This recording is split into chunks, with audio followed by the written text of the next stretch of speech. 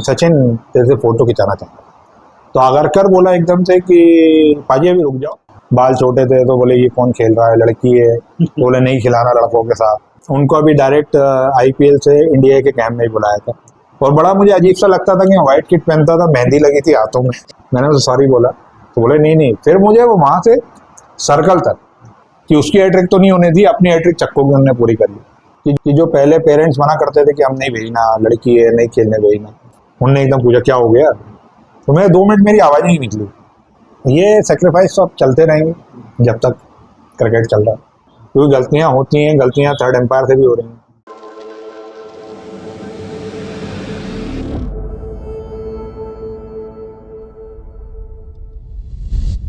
तो जीत का कोई विकल्प नहीं होता और हर सिचुएशन में हर तरह की जो लड़ने की क्षमता है वो आपको अपने अंदर से खुद विकसित करनी पड़ती है। और ऐसे ही करते करते जब वे 24 साल की उम्र में, 24.5 साल की उम्र में मध्य प्रदेश की रणजी ट्रॉफी टीम में आए, वो सफ़र चलता रहा, सीनियर के साथ एक्सपीरियंस शेयर होता रहा। और जिस प्लेयर के साथ वे रूम पार्टनर बने पहली बार, देवेंद्र बुंदेला, मध्य प्रदेश ही नहीं बल्कि देश के डोमेस्टिक क्रिकेट में एक बहुत बड़ा नाम। और अनलकी प्लेयर जो होते हैं ना, जिनके माथे पर इंडिया नहीं लिख पाता है, उनमें एक नाम है देवेंद्र बुंदेला का। लेकिन जो सम्मान पूरे देश में है देवेंद्र बुंदेला को, वो बहुत ही एक ऐसा कहें बिरला सम्मान है। 10,000 रन रणजी ट्रॉफी क्रिकेट में और हर डोमेस्टिक क्रिकेट टूर्नामेंट को जिन्होंने खेला है। और मध्य प्रदेश के लिए सबसे ज़्यादा बार कप्तान भी रहे हैं रणजी ट्रॉफी मुकाबलों में, सबसे ज़्यादा रन तो उन्होंने बनाए ही हैं। बहुत ही सॉफ्ट स्पोकन, फोकस रहने वाले। और विजय जी, जब उनके साथ एक्सपीरियंस शेयर हुआ, रूम पार्टनर बने, आप भी टॉप ऑर्डर बैट्समैन हैं, वो भी टॉप ऑर्डर बैट्समैन, तो क्या कुछ बातें उनके साथ साझा हुई? और जो आपका पूरा करियर रहा उसके दौरान वे साथ में ही रहे, तो क्या कुछ सीखा उन्होंने उनसे आपने, और क्या कुछ उन्होंने बताया? वो सबसे पहला जो बैटिंग के लिए स्पेशली मैं बैटिंग के लिए ही बता रहा हूँ कि जो सबसे पहला उनका जो शब्द थे, जो मैंने पहले भी सुने थे विजय से, उन्होंने सबसे पहले मुझसे यही बोला कि विजय शब्द यहाँ जो इस फर्स्ट क्लास क्रिकेट के उसमें आए हो, तो अब यहाँ तुम्हें बैटिंग तब बहुत अच्छी कर पाओगे जब तुम मेंटली स्ट्रांग होगे। बोले यहाँ टेक्निक उतनी इम्पोर्टेंट नहीं जितना आपका मेंटली स्ट्रांग है। बोले आप किस माइंड सेट से अंदर घुसते हो रस्सी के अंदर बैटिंग करने के लिए, वो आपको ऊपर खिलाएगा, वो आपसे रन बनवाएगा। बोले कभी कभार बहुत ऐसा होगा कि टेक्निक नहीं है आपके पास, बोले उनने भी बहुत रन बनाए। तो जो उनके स्टार्टिंग शब्द थे वो वाकई आज तक मेरे उसमें है। और ये चीज़ मैंने भी रियलाइज़ की बाद में कि क्रिकेट जो है वो केवल 20% टेक्निक है, बाकी 80% आपका माइंड सेट है कि आप माइंड से कितने स्ट्रांग हो तो आप कहीं भी खेल लोगे। दूसरी चीज़ जो फर्स्ट टाइम उनने मुझे बताई थी कि किसी का मुंह देख के नहीं खेलना, बॉलर कौन है सामने वो नहीं देखना, बॉल देखनी है। कभी भी ये मत देखना कि तेरे को बॉल डालने कौन आ रहा है। तो वो एक जो चीज़ थी, क्योंकि उस टूर में हम जो खेले थे तो उस समय राकेश पटेल बहुत अच्छी बॉलिंग कर रहा था, इंडिया खेल रखी भी आए थे वो। तो मैंने उनसे वही पूछा कि मैंने कहा कि बुंदी भाई ये राकेश पटेल है, ये कैसा डालता है, कैसे खेलना है इसको। तो बोले पहले तो दिमाग से ये निकाल दे कि राकेश पटेल बॉलिंग कर रहा है, जो उनका पहला शब्द था मेरे लिए। बोले ये दिमाग से निकाल दे, हाँ बोले ये मत बोल कि हाँ राकेश पटेल बॉलिंग कर रहा है, तू ये बोल कि वो बॉल डाल रहा है तो उसको कैसे खेलना है, उसकी बॉल कैसे खेलनी है, राकेश पटेल को नहीं खेलना चाहिए। तो ये शब्द मेरे आखिरी तक उनके वो रहे कि, और फिर मुझे उस चीज़ से वैसे भी फिर उस दिन से मैंने सोच लिया था कि नहीं, क्योंकि उसके बाद फिर हम बाद में मैं ज़हीर खान को भी खेला, अजीत आगरकर को भी खेला, तो जो उनकी बात थी वो बिल्कुल माइंड में थी। हाँ ये जरूर था कि प्रेशर में कि हाँ भाई डालेगा, मगर फिर उनका ये था कि हम भी तो यहाँ अगर सिलेक्ट होके आए तो अच्छे ही, तुम्हें अगर किसी ने सिलेक्ट किया है, बोले बस तू वहाँ इतने रन बना के आ रहा है, यहाँ से यहाँ बस अंतर हुआ है थोड़ा सा क्रिकेट का कि वहाँ तुझे बॉलें खराब कम मिलती थी, ज़्यादा मिलती थी, यहाँ नहीं मिलेंगी, यहाँ तुम्हें अच्छी बॉलों पे रन बनाना सीखना पड़ेगा। तो ये सबसे पहला जो मेरा उनका रूम में बात हुई थी, तो वो आज तक उस चीज़ को फॉलो किया कि बात सही थी। कि जितना लेवल आपका बढ़ता जाता है, जितना बॉलर अच्छे आपके सामने आते आते हैं, तो वो आपको खराब बॉल कम फेंकते जाएंगे। तो आपको सीखना पड़ेगा अपने गेम को, एक्चुअली अपने गेम को आपको अपडेट करता रहना पड़ेगा, इम्प्रूव करता रहना पड़ेगा। क्योंकि उन्होंने एक चीज़ ये भी बोली थी कि ये तेरा पहला साल है, ये बोले अच्छा गया या जैसा भी गया, तो बोले अभी तो तेरे को देखा ही नहीं किसी ने इंडिया में, मगर जब तुझे देखेंगे नेक्स्ट ईयर से, इस साल तो सब देख लेंगे, अब अगले साल तेरे को पकड़ेंगे कि तेरी कमजोरी है। जैसे उस समय मेरे पास एक वाकई रिवर्स स्विंग मेरे पैड पे बहुत बहुत लगती थी, वो एक प्रॉब्लम थी मेरे, क्योंकि मेरा डाउन भी राजा भाई वाला ही डाउन दिया गया था कि 5वें 6वें नंबर बैटिंग करनी। तो उसमें यही था कि या तो सेकंड न्यू बॉल आती थी, आपकी टीम की स्थिति बहुत अच्छी हो, या रिवर्स स्विंग के टाइम बॉलिंग आती थी, क्योंकि विकेट उस समय इतने ग्रीन नहीं थे, मेरे लास्ट के कैरियर में ग्रीन होना शुरू हुए थे, तो रिवर्स स्विंग जल्दी हो जाती थी। तो उसको खेलना एक बड़ा टफ जॉब था। तो उनने वो चीज़ बोली कि तेरे को अपने क्रिकेट में रोज हर साल हर दिन इम्प्रूवमेंट करना पड़ेगा, क्योंकि बोले तुम्हें बॉलर से स्मार्ट बनना पड़ेगा। तो वो चीज़ें बहुत काम आई मेरे आखिरी में, और फिर वहाँ रह के मैंने उस चीज़ को भी इम्प्रूव किया कि जो पैड पे बॉल लगती थी, क्योंकि ये मालूम था। फिर राजा भाई से बहुत उसी विषय में राजा भाई से फ़ोन पे बहुत बात करी कि आपका क्या माइंड सेट रहता है 6 नंबर पे, क्योंकि मेरे साथ भी यही होता था कि एक बैट्समैन आउट होता था, फिर सब संजू भाई आ जाते थे, वो आते थे, तो उनको लेके कैसे खेलना है। तो वो चीज़ जो शुरुआत में मिली वो आखिरी तक बहुत काम। और जेपी यादव, संजय पांडे, राजा भी, जिनके साथ आप रेगुलर प्रैक्टिस में रहते थे, जैसा आपने बताया कि ये लोग बताते थे कि अपर लेवल पर कैसे आपको पहुंचना है, क्योंकि गाइडेंस उस समय बहुत ज़रूरी है जब आप आगे तो बढ़ रहे हैं, आपके सीनियर देख रहे हैं कि इसमें पोटेंशियल है, इसमें प्रतिभा है, लेकिन रिजल्ट तक नहीं पहुंच पा रहा। तो वो दौर उन्होंने कैसे आपके साथ गुजारा, कैसे आपको बताते रहे कि नहीं ये चीज़ें और करते रहो, क्योंकि ऊपर लेवल का टारगेट उन्होंने बता दिया था, आपकी जिम्मेदारी थी ग्राउंड के अंदर आप ही को वो टारगेट को अचीव करना। एक्चुअली जब मैं रणजी ट्रॉफी टीम में आया तब जेपीआई राजा भाई टीम में नहीं थे।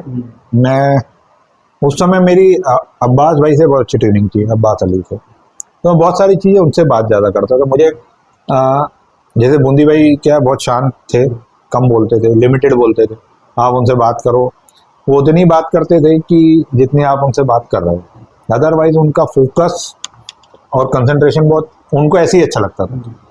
जैसे बहुत प्लेयर ऐसे भी देखे मैंने जो जेपीआई हुए या मैं खुद हुआ, हम बैटिंग टाइम में भी बातें करने में अच्छा लगता था, मगर बूंदी भाई को बिल्कुल, हाँ, बूंदी भाई को अच्छा नहीं लगता था। अब्बास भाई बिल्कुल अपोजिट थे, अब्बास भाई को भी बातें करना और चीज, वो ऐसे प्लेयर थे कि वो बहुत समझाते थे। अब्बास भाई से बहुत बात होती थी, वो उनने बहुत गाइड किया, और मेरे को फायदा भी उनके कप्तान बनने से बहुत हुआ। उसके बाद जो उनने मुझे बैक किया अब्बास अली ने, तो वो मुझे लगता है कि मेरा बहुत अच्छा पीरियड गुजरा 3 साल बाद जब वो कप्तान बने थे। क्योंकि उससे पहले ऐसा होता था कि बहुत बार ऐसा होता था कि मैं रन बनाता था, एक मैच अगर रन नहीं बने तो नेक्स्ट मैच ड्रॉप हो जाता था, मुझे वैसा सपोर्ट नहीं मिल रहा था जैसा मुझे मिलना चाहिए, जो भी कारण हो। मगर अब्बास भाई कैप्टन बने तो उनने मेरे पे ज़्यादा बिलीव किया। मुझे ऐसा लगता था शुरू से कि मैं स्लिप तो बहुत अच्छा फील्डर हूँ, और मैं शुरू से बोलता रहा, मगर बोलता हमें भाई से बोल नहीं सकता था। बाकी सबको मालूम भी था कि मैं स्लिप का बहुत अच्छा फील्डर हूँ, संजू भाई ने बहुत बार बोला भी, मगर मेरे को चांस नहीं मिला। तो अब्बास भाई ने जैसे कप्तान बने तो उनकी कप्तानी में स्लिप पे खड़ा होने लगा, और कैच भी बहुत पकड़े स्लिप पे मैंने उसके बाद। तो एक सपोर्ट जो होता है वो बहुत ज़रूरी मुझे ऐसा लगता है कि होना चाहिए। और उसके बीच मेरे को कभी भी कोई ऐसी प्रॉब्लम होती थी तो मेरी रेगुलर जेपीआई से बात होती थी। मतलब उस समय मेरा ऐसा था कि मैं बताता भी था कि मैंने मैच में क्या किया, कैसे आउट हुआ, तो वो वहाँ से गाइड भी करते थे, क्योंकि संजू भाई इतना बैटिंग में गाइड नहीं कर सकते। तो मुझे ऐसा लगता था कि मुझे उनको कंफर्टेबल लगता है कि मैं उनसे बात करके मुझे थोड़ा सा अच्छा लगता था। हाँ, और कभी वो भी मुझे फ़ोन करते थे कि जैसे उस समय वो बॉलिंग ज़्यादा करने लगे थे, तो जब वो रन बना देते थे तो वो भी शाम को ही फ़ोन करते थे, न्यूज़ तो दूसरे दिन आएगी। तो वो आज उम्मीद ऐसा हो गया, राजा भाई से भी क्योंकि साथ में रहते थे तो फिर राजा भाई से भी बात हो जाती थी। तो वो एक सपोर्ट जो चलता रहा उससे बहुत बड़ा मेरे को फ़ायदा हुआ। तो मैं, और फिर भोपाल में जब ये आता था मैं, तो उस समय तो फिर ये लोग रहते नहीं थे या नहीं रहते थे, तो मैंने शैलेश शुक्ला जो अपने थे, उनने भी बैटिंग में मेरी बहुत हेल्प करी। तो मैं उनको बुलाता था कभी, तो क्योंकि सर ने उस समय कोचिंग देना बंद कर दिया था, सर रिटायर हो चुके थे, तो शैलेश शुक्ला जी का बहुत था कि हाँ वो आ भी जाते थे कि भूमि आया है तो मैं देख लूँ। अच्छा, उनका भी ये था कि वो रेगुलर मुझसे पूछते थे, और उनका एक ये था कि वो जीवन में कभी उन्होंने मेरे को आज तक, मेरा ये है कि कभी वेल प्लेड बोला ही नहीं है। चाहे मैंने उनको बोला कि मैं 100 रन बना लिए, तो उनका ये जवाब आता था आउट हो गए, बस एक ही क्वेश्चन, मैंने कहा हाँ, लगना चाहिए तो बस आउट क्यों हुए।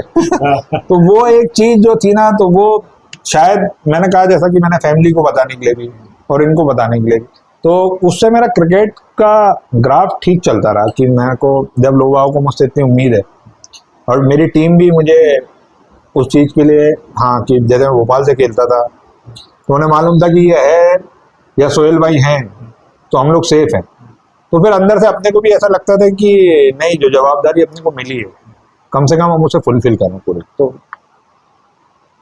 जो जवाबदारी मिलती है उसको किस तरह से निभाना चाहिए, किस तरह से आपको सीखना चाहिए, और हर परिस्थिति में लड़ने की जो क्षमता है वो आप अपने अंदर खुद विकसित करते हैं। और ऐसे ही विकसित करते करते उस बात को जब वे टीम में आए 24 साल की उम्र में, उसके बाद लगातार परफॉर्म करते रहे, कभी टीम में अंदर कभी टीम में बाहर, लेकिन जो उनका व्यवहार है, जिस तरह से लोगों के साथ खुल के अपनी बातों को साझा कर लेते हैं, जिस तरह से सीनियर प्लेयर्स के साथ और जूनियर प्लेयर के साथ उनका कोऑर्डिनेशन बनता गया, तो मध्य प्रदेश क्रिकेट एसोसिएशन ने एक बहुत बड़ी जिम्मेदारी उन्हें दी।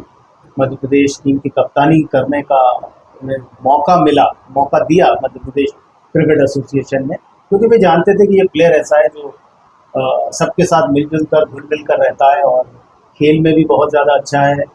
टीम को किस तरह से मोटिवेट करना है ये उसे फील्ड के अंदर बहुत अच्छी तरह से आता है, फील्ड के बाहर भी उसका व्यवहार बहुत अच्छा रहता है। तो मध्य प्रदेश की रणजी ट्रॉफी टीम की कप्तानी करने वाले वे भोपाल के दूसरे क्रिकेटर बने। उनके पहले सुहेल अंसारी साहब थे, जिन्हें पहली बार भोपाल की ओर से मध्य प्रदेश की रणजी ट्रॉफी टीम का नेतृत्व करने का मौका मिला। तो ब्रजेश भाई, जब पहली बार ये नाम आया कि अभी तक तो आप टीम में थे, ठीक ठाक 3-4 साल गुजर गए थे, प्लेयर के साथ भी अच्छा रेपो हो गया था, कोऑर्डिनेशन भी अच्छा था, टीम भी अच्छा कर रही थी, टॉप में खेल रही थी, क्योंकि 98-99 में टीम रणजी ट्रॉफी फाइनल जीती पर जीत नहीं पाई। उसके बाद एक लंबा समय आया 2022 में जब जीती थी, पर जब कैप्टनसी मिली कब ये बात आपको पता चली कि अब आप मध्य प्रदेश के कैप्टन हैं? क्योंकि मेरे ख्याल में उस सीज़न में 2005-06 में के दौरान ही आपको पहले कैप्टन बनाया था,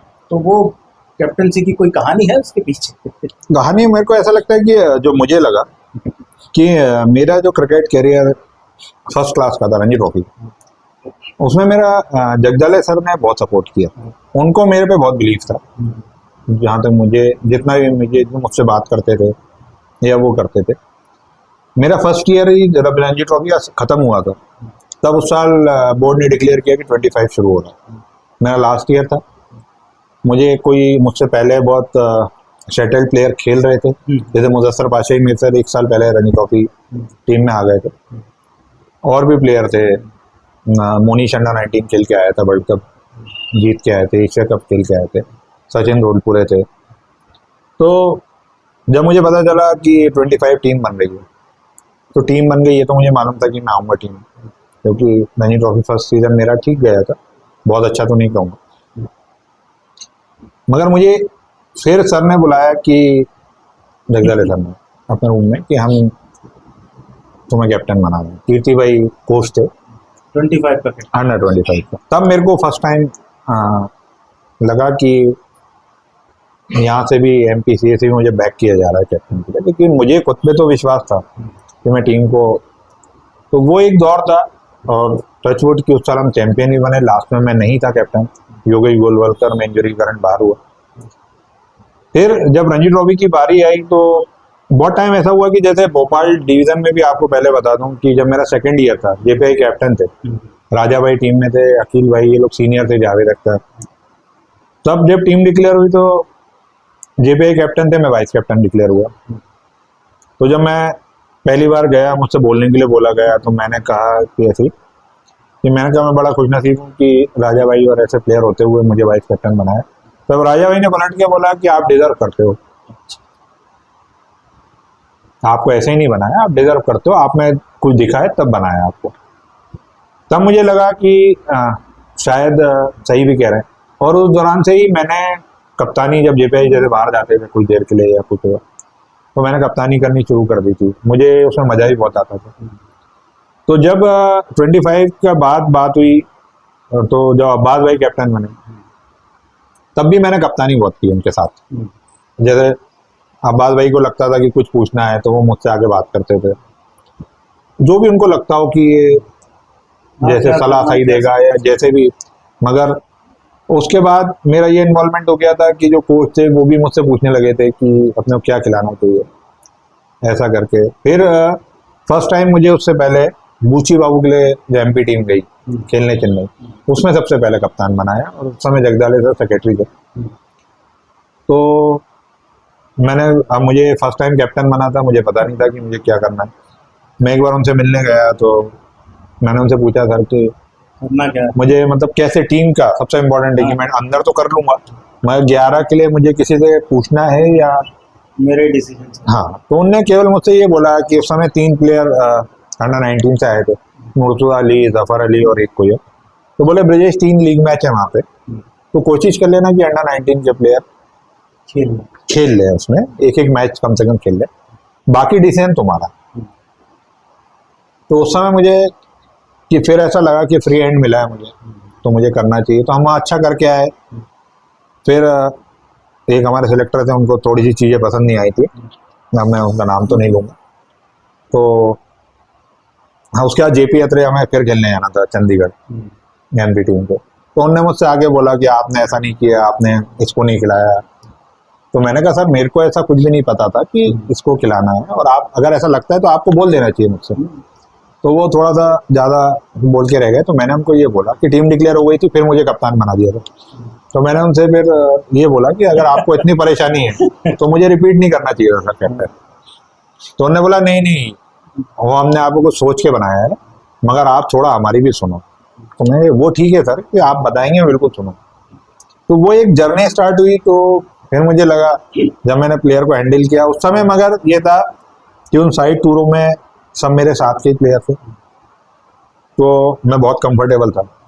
फिर मेरा जब अब्बास भाई गए, आईसीएल शुरू हुआ था, तो ये लोग चले गए, तो फिर एमपी ने कप्तान की बात की। तो उस समय सिलेक्टर अमिताभ विजयवर्गीय ने मेरा बहुत सपोर्ट किया, और सर ने, मतलब मुझे जो ऐसा लगता है कि उन दोनों की वजह से मुझे रणजी ट्रॉफी कप्तानी मिली थी, जो भी उनकी सोच रही है। तो मुझे एकदम से, जब मैं घर पहुंचा कैम्प खत्म होके, तब तक कुछ भी नहीं था। फिर वहाँ फोन आया अमिताभ विजयवर्गीय का कि ब्रजेश आप इस साल टीम लीड करो। तो अंदर से बहुत खुशी थी। फिर मैंने जब टीम पढ़ी तो उसमें संजय पांडे भी थे, उसमें देवेंद्र बुंदेला भी थे, उसमें नमन ओझा भी थे। नमन ओझा उस समय ऑलमोस्ट इंडिया और ये सब खेल लिए थे, योगेश गोलवलकर थे। तो मैं, ये पता था कि मैं सबको हैंडल कर लूंगा, मगर जो मेरे इतने सीनियर हैं देवेंद्र बुंदेला और संजय पांडे, तो उनको कभी कभार हो सकता है ग्राउंड पे चिल्लाना भी पड़े। तो वो एक मन में था कि यार कभी ऐसा ना हो कि उससे टीम कॉम्बिनेशन खराब हो जाए, कि मैं कुछ बोल दूं तो उनको कुछ ऐसा लगे। और तो ये एक जरूर थी, मगर कि दोनों ने बहुत अच्छा सपोर्ट किया। संजू भाई तो खैर वैसे ही परेशान हो गए थे, क्योंकि उस समय मेरे को याद है कि हमारी टीम की बॉलिंग बहुत अच्छी नहीं हो रही थी। तो संजू भाई बड़े बड़े लंबे लंबे स्पेल डालते थे। तो हम गोवा में मैच खेल रहे थे, मेरा पहला ही मैच था एज ए 15-16 ओवर। तो मैंने उनको करीब 10 ओवर का पहला स्पेल डलाया, हमने 3 विकेट आउट किए। फिर उनको रोका, बोले उमी अब बस। और गर्मी बहुत थी गोवा में। अब कुछ देर बाद क्या हुआ कि जे अरुण कुमार कर्नाटका वाले उस समय गोवा से खेल रहे, तो वो पार्टनरशिप हो गई और बड़ा इजी खेल रहा था। फिर मैंने संजू भाई की तरफ हाथ दिया लंच से पहले, तो बोले यार अभी तो करके गया हूँ। मैं कहा संजू भाई आए, उन्होंने एक आउट किया, ब्रेक किया, फिर लंच चले गए, फिर एक पार्टनरशिप लग गई। तो एक टाइम ऐसा आया कि मैं वो फाइन लेग पे मैंने उनको जैसे यूं किया वो पलट के खड़े हो गए। बस भाई। मगर दोनों ने पूरे सीजन मेरा बहुत अच्छा सपोर्ट, बहुत अच्छा, कभी भी ऐसा नहीं लगा कि कभी एक दो बार गलती से बूंदे से बॉल छूट गई तो गुस्से में निकल भी गया मुंह से मेरे, मगर उनने ना पलट के मुझे ऐसा कुछ बोला, ना अपने अंदर कोई ऐसी बात रखी। तो उससे एक बहुत बड़ा फायदा मिला मुझे कि कप्तानी लीड करने का। तो ये मैंने कहा कि मुझे ये तो कॉन्फिडेंस था कि मैं लीड कर लूंगा, मगर ये जरूर था कि हाँ इतने बड़े प्लेयर खेल रहे हैं तो उनको हैंडल कैसे करना चाहिए। तो उस साल मैंने वो भी थोड़ा सा सीख लिया कि किस तरह से हैंडल किया जाए। तो एज ए कैप्टन और एज ए नॉर्मल प्लेयर क्या डिफरेंस देखते हैं आप? अपने आप को रख के देखें कि आप आए टीम में 4-5 साल बाद, कप्तानी भी दी, सीनियर भी हैं, जूनियर भी हैं, और एक वो समय था जब आप नए नए टीम में आए थे तो सारे सीनियर ही सीनियर थे। देखिए, एक आपके पास काम बढ़ जाता है जब आप एज ए प्लेयर रहते हो, तो केवल आपको एक जवाबदारी दी जाती है टीम की, वो आप पूरी करते हो। मगर एज ए कैप्टन आपके पास बहुत सारी चीज़ें बढ़ जाती हैं कि आपको भी परफॉर्मेंस करना है और टीम से भी परफॉर्मेंस निकालना है। और जैसा मैंने अभी बताया कि कुछ बहुत छोटे प्लेयर थे जो नए नए आए थे, जैसे उसमें मुर्तुज़ा अली भी शामिल थे, जफर अली भी शामिल थे, और उसमें यह था कि उनको कैसे हैंडल करना है, और जो अपने ऊपर इतने बड़े प्लेयर बैठे हुए हैं उनको कैसे हैंडल करना है।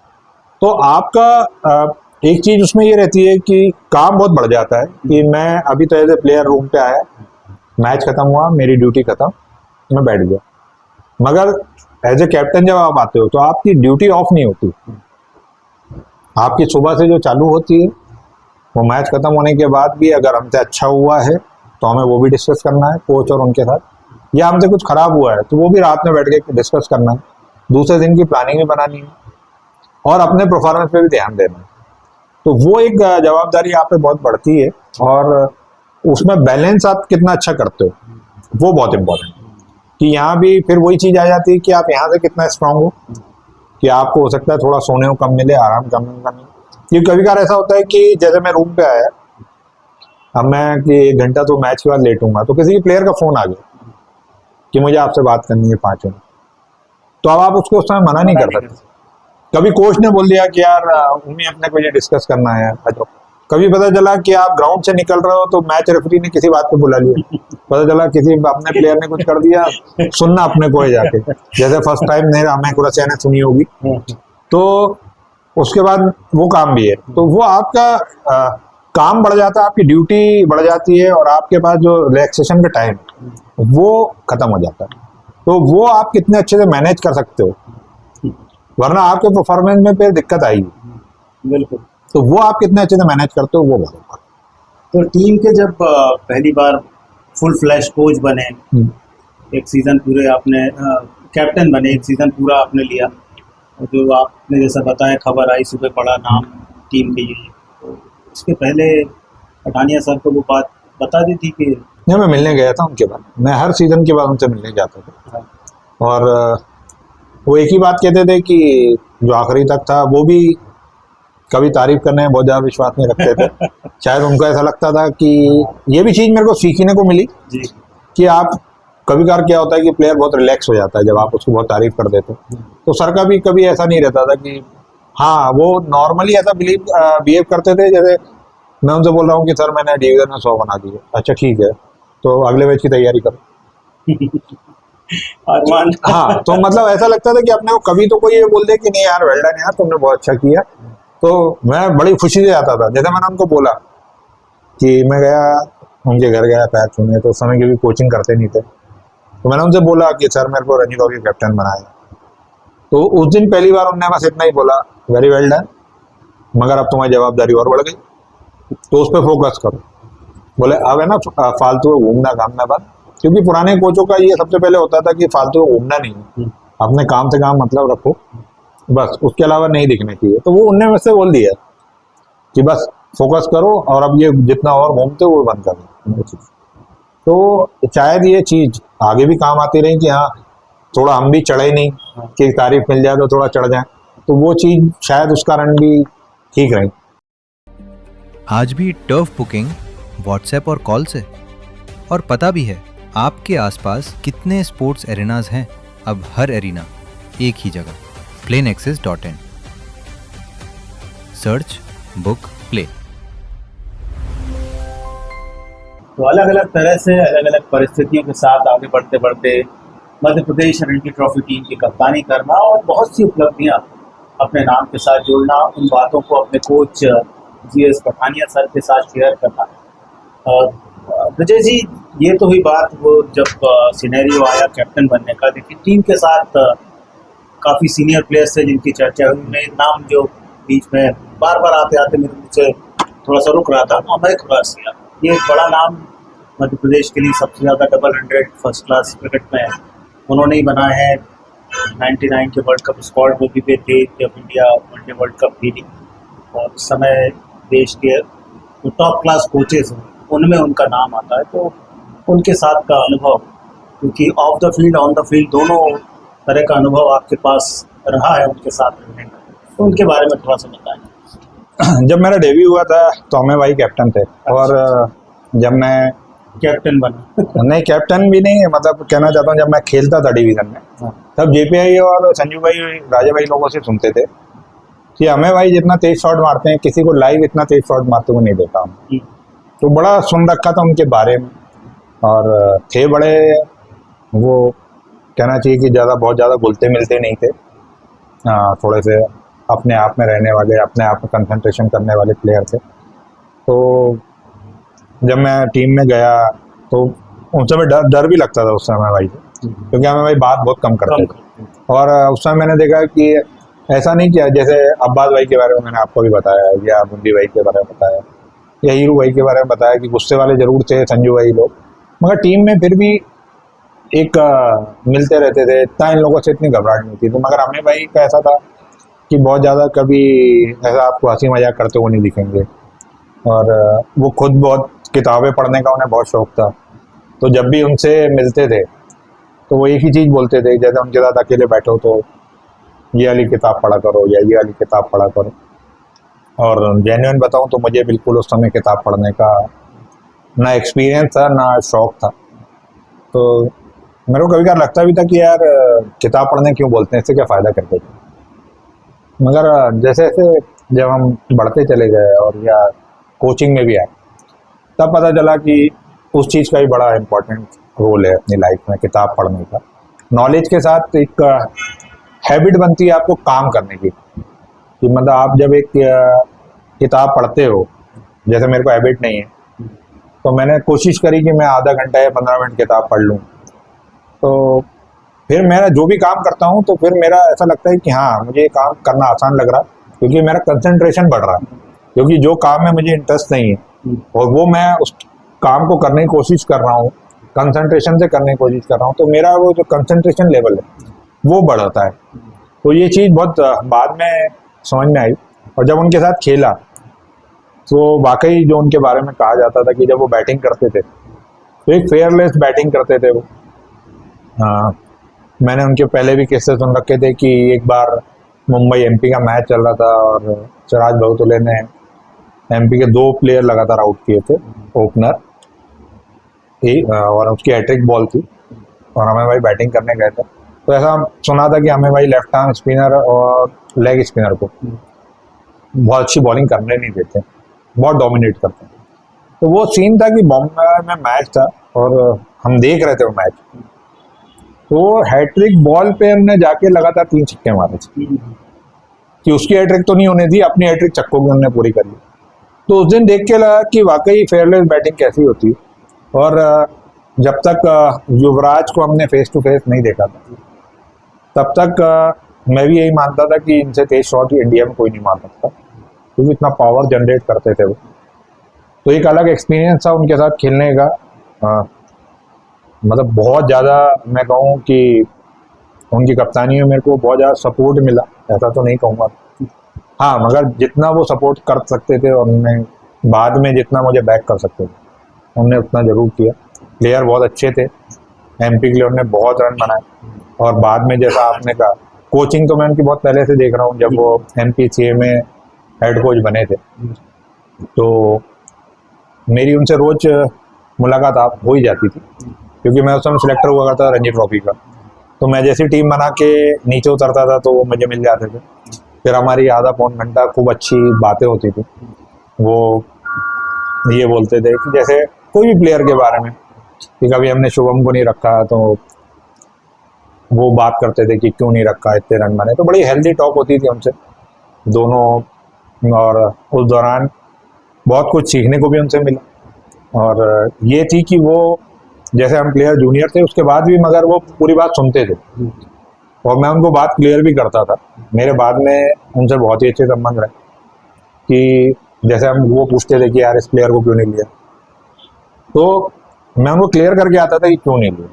तो ये एक अच्छी चीज़ थी कि उनके साथ कि वो सुनते भी थे, कम से कम मेरी सुनते थे। बाकी लोगों की कंप्लेंट है कि वो नहीं सुनते उनकी, हाँ तो मगर मेरी जरूर सुनते थे। और आज भी हमारी तो बात होती है कभी किसी मुद्दे पे। और कोचिंग में भी अभी मैंने उनसे बहुत सारी बातें की इसी MPL, और पिछले MPL में उससे ज़्यादा बातें हुई थी। और अभी हमने देखा ही कि वो केरल को इतने 100 फाइनल में पहुँचाया। तो निश्चित तौर पे, और उनकी एकेडमी भी जो चलती है उससे ही प्लेयर बहुत, जैसे माधव तिवारी हुआ या आशुतोष शर्मा हुआ, तो ऐसे प्लेयर। और मैंने एकेडमी के टाइम जितने भी आज हम बंच प्लेयर देख रहे हैं तो वो उस एकेडमी के टाइम ही सब तैयार हुए थे, जिसमें आदित्य श्रीवास्तव भी हुए, शुभम शर्मा हुए, रजत पाटीदार हुए, ये मेरी आंखों देखी है, आवेश खान हुए। तो भले ही एकेडमियों से ऐसा नहीं कि इनकी एकेडमियों का रोल नहीं होगा, इनकी एकेडमियों का भी बहुत रोल होगा इनको बढ़ाने में, मगर इनको जो पॉलिश करने का काम था वो उन्होंने बहुत अच्छे किया। और हरविंदर सिंह सोढी के साथ भी आप रहे टीम में, एक ऐसे बॉलर जो लगातार वो भी लंबे लंबे स्पेल करते थे, उनके साथ का कोई एक्सपीरियंस, कोई ऐसा किस्सा हो? क्योंकि बहुत कम, जैसा देवेंद्र भाई बात करते हैं कम, ऐसे ही उनके बारे में भी सुना है। वो मगर मैं एक बात ये जरूर कहना चाहूँगा कि मुझे MP क्रिकेट में जो मुझे ऐसा लगा कि उस समय बड़े प्लेयर बहुत बड़े बड़े थे। हीरू भाई का एक्सपीरियंस अपना अलग था, अमय भाई का अलग था, राजेश भाई का अलग था।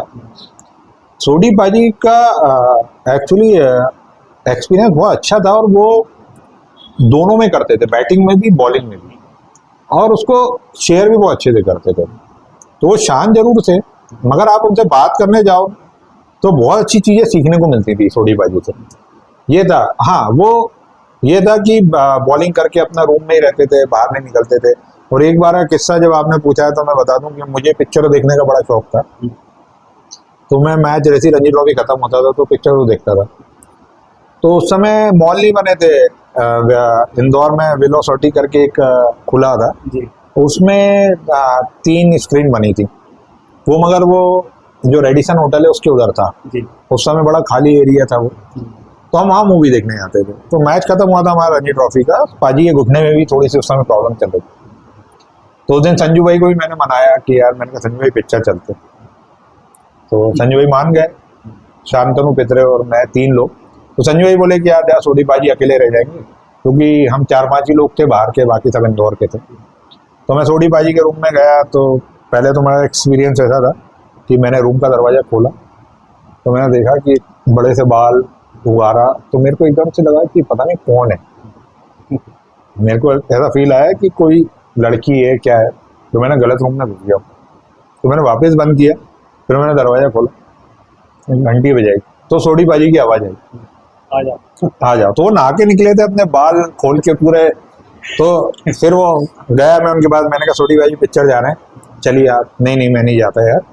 कहाँ जा रहे हो? मैंने कहा पाजी वहाँ जा रहे हो। फिर ठीक है। अरे नहीं यार, मेरे घुटने में प्रॉब्लम है, वहाँ से रात में ऑटो की बड़ी दिक्कत होती थी। तो मैंने कहा नहीं बाजी मिल जाएंगे, आप चलो। तो अरे मेरे दर्द हो रहा है, ये हो रहा है। मैं आखिरी में मना के ले गया। 9 से 12 शो था रात का, हम चले गए। अब हम जब पिक्चर देखने गए तो उस समय पिक्चर लगी थी नाना पाटेकर की, अब तक 56। तो सोढी पाजी कहना कौन सी पिक्चर लाए हो? मैंने कहा अब तक 56। बोले मैं नहीं देखूंगा इसकी पिक्चर। ऐसे बोले मुझे ये जमता नहीं है, मैं नहीं देखूंगा। तो बाजू में मैंने देखा, शायद आप लोग को पता है या नहीं पता, एक सोनू निगम की एक ही पिक्चर आई है आज तक, लव इन नेपाल। वो मुझे भी नहीं मालूम थी कैसी थी। अब मैंने कहा इतनी दूर आए, पिक्चर तो देखनी है। मैं सोढी पाजी ये चलते हैं अपन। तो बाजी बोलने लगा ये कौन सी पिक्चर है? तो मैंने ऐसे ही बोला, झूठ। मैं कहा बाजी बहुत तारीफ सुनी है, बहुत अच्छी पिक्चर है। तो ले ली हमने टिकट, बैठ गए। तो वो इतनी घटिया पिक्चर थी कि हम चारों ने एक दूसरे से बात नहीं की होगी पूरी पिक्चर में, और 3 तो ठीक थे कि कोई फर्क नहीं पड़ना था, चौथा आदमी हमें मालूम था कि बहुत गुस्से में है। तो पिक्चर कहते थे खत्म हुई, और उस दिन कहते हैं कि वक्त खराब होता है तो एक ऑटो नहीं, आप सोडी बाजी ने जो हमें अपने प्रवचन शुरू किए तो वो चलते रहे। मैंने कहा पाजी सॉरी, वो अपनी गालियां भी देते रहे, आगे चल रहे हैं, हम तीनों पीछे चल रहे हैं, सोडी बाजी चिल्लाए जा रहे हैं। मैं मना कर रहा था, मेरे रूम में घुस मत जाना आज के बाद, ऐसा ऐसा करते करते इतने में एक बाइक वाला दिखा मुझे। तो इतनी रात में वैसे कोई रुकता नहीं, उसने रोक लिया। मैंने उनसे बोला, मैंने कहा आप इनको आगे स्क्वायर तक छोड़ दो, विजयनगर चौराहे तक प्लीज, मैंने कहा इनके घुटने में प्रॉब्लम। वो मान गया। मैंने थोड़ी बाजी से कहा आप ऑटो लेके निकल जाना, हम आ जाएंगे। फिर वो चले गए, हम दोनों तीनों हंसते हुए कि अपने मजे में। थोड़ी देर बाद देखा तो हमने एक ऑटो आ रहा था, सोडी बाजी ऑटो करके हमें लेने आ रहे थे, क्या मगर बैठा के होटल तक गाली बकते हुए ले गए हमको। और तो वो एक बड़ा बहुत ही अच्छा अनुभव था उस दिन का। मैंने उसके बाद कभी बोला भी नहीं बाजी से कि पिक्चर चले। तो उसके बाद वो सिलेक्टर ही बन गए एकदम से जल्दी से। तो बहुत ही शांत स्वभाव के, मगर मैं अभी बोलूँगा कि बहुत अच्छा एक्सपीरियंस है, क्योंकि मुझे याद है कि पहला जो मेरा साल था, हम सेमीफाइनल केरला से खेलने जा रहे थे। तो हम 4 डे मैच था, तो सेमीफाइनल था, तो 5 डे का मैच था। तो सर ने उनसे बोला कि सर, जगदाले सर ने, कि ये जो ब्रेक है इससे बात करना कि अब 5 डे कैसे खेला जाता है। तो मतलब उनका एक वो था कि अगर किसी प्लेयर को समझाना है तो सोडी बाजी को बोलते थे। तो फिर बाजी ने मुझे 1 घंटा बात की। उस समय ट्रेन में जाते थे, 48 घंटे का सफर करके गए थे। तो उसमें बहुत देर वो जब भी मौका मिलता था कि होमी आप 5 दिन का है, कैसा खेलना है, ये करना। तो वो एक उनका एक्सपीरियंस वो सभी के लिए था, जैसे चाहे वो बॉलर हो उनके टाइम के या बैट्समैन, क्योंकि बैटिंग ही बहुत अच्छी करते थे। एमपी के लिए ओपनिंग करके उन्होंने 100 बनाए, तो बैट्समैन बहुत अच्छे थे। तो वो मतलब बहुत अच्छे इंसान थे और एक्सपीरियंस बहुत अच्छा था उनका। और आपकी टीम के कोच और सीनियर प्लेयर एक और देवाशीष नीलू से, वो हमेशा से देखिए वो एक बहुत पॉजिटिव इंसान थे। दादा जो मेरा पहला साल था, तो उनकी तरफ से मुझे पूरा सपोर्ट मिला और आज भी मिलता है। कुछ भी होता है वो भी मुझे फ़ोन करते हैं, मैं भी उन्हें फ़ोन करता हूँ। तो एक एक्चुअली जो आप जब रणजी ट्रॉफी में खेलने जाते हैं, तो मुझे नहीं लगता कि एक आपको टेक्निक की उतनी ज़रूरत पड़ती है जितनी मॉरल सपोर्ट की ज़रूरत पड़ती है। कि आपको ये होना चाहिए कि एक कोच और एक कप्तान मेरे पे कितना बिलीव कर रहे हैं, मेरी टीम मेरे पे कितना बिलीव कर रही है। तो वो उनकी तरफ से मेरे को बहुत अच्छा सपोर्ट मिला और वो 3 साल शुरू के कोच रहे। तो मैं ये कह सकता हूँ कि हाँ, मुझे टीम में जमने में बहुत बड़ा फ़ायदा मिला और आज भी सपोर्टिंग है वो। आज भी अगर कुछ भी काम बोलूँ तो भी वो उतने ही सपोर्टिंग है जितने पहले थे, और वो भी हंसमुख, और उनके पास भी एक्सपीरियंस बहुत अच्छा है बॉलिंग बैटिंग दोनों ही का। तो वो प्लेयरों को भी बहुत अच्छा समझते हैं वो। और अमिताभ विजयवर्गीय दोनों ही का बोलना चाहूँगा कि अमिताभ विजयवर्गीय भले ही हमारे टाइम कोच कम रहे, मेरा जब कप्तान था तब कोच वही थे, वो भी प्लेयरों को उतने ही बैक करते हैं। और आप उन्हें लगता है कि कोई प्लेयर अच्छा है तो उसके लिए तो वो किसी स्तर पे भी लड़ाई लड़ने के लिए तैयार है। तो ये एक अगर प्लेयर को इतना सपोर्ट मिलता है तो वो मेरा हिसाब से उसके लिए बहुत अच्छा। इंडियन क्रिकेट की बात हो और सचिन तेंदुलकर जी का नाम ना आए ऐसा तो हो नहीं सकता। और ब्रजेश जी भी उस एरा के हैं जब सचिन तेंदुलकर, सौरव गांगुली, सभी प्लेयर इंडियन टीम में खेल रहे थे और अपने अपने यूनिट्स के लिए भी ये लोग खेले, अपने अपने स्टेट के लिए भी खेले और अलग अलग टूर्नामेंट्स में, चाहे फर्स्ट क्लास क्रिकेट टूर्नामेंट हो, वनडे हो, T20 हो, सभी में आपस में इनके मुकाबले भी रहे हैं। तो उस दौर में एक बड़ा नाम जो हमेशा ही अब विश्व क्रिकेट में चलता रहेगा, सचिन तेंदुलकर जी, उनके साथ का एक्सपीरियंस मैचेस में मिला हो आपको, खेलने का, उनके अगेंस्ट में बात करने का, सीखने का? बिल्कुल मिला। 2006 में 2020 पहली बार BCCI ने चालू किया फर्स्ट क्लास में। तो उस साल जोनल टूर्नामेंट था, 2 टीमें क्वालिफाई करनी थी और हमारी किस्मत अच्छी खेली है, जो भी खेली है। क्वालिफाई तो हमने खैर अच्छा खेल के किया कि उस समय इंडिया का कोई टूर नहीं था। अच्छा। और पहली बार 2020 आया था तो सारे प्लेयर खेलने आए और जैसे वेस्ट से बड़ौदा और उनने मुंबई ने क्वालिफाई किया, ऐसे हर जगह से क्वालिफाई करके 10 टीमें अहमदाबाद पहुंची, जो अब मोदी स्टेडियम हो गया, पहले मोटेरा था। जी जी। तो हर प्लेयर खेलने आया वहाँ पे। जैसे हमारे 5-5 का ग्रुप बटा उसमें, जो हमारे पूल में मुंबई, बंगाल, हरियाणा और तमिलनाडु है। तो सारे प्लेयर खेल रहे थे। मुंबई टीम, सचिन खेल रहा था। तो अंदर से जब यहीं से पता चल गया था कि सचिन, सौरव गांगुली दोनों ही खेल रहे हैं, तो अंदर से एक तितली उड़ना शुरू ही हो गई थी। और उस समय हमारे कोच शायद बलविंदर सिंह संधू थे, हाँ, और अब्बास भाई कैप्टन थे। तो पहला मैच शायद हम बंगाल से जीते थे, दूसरा हमारा मुंबई से मैच था।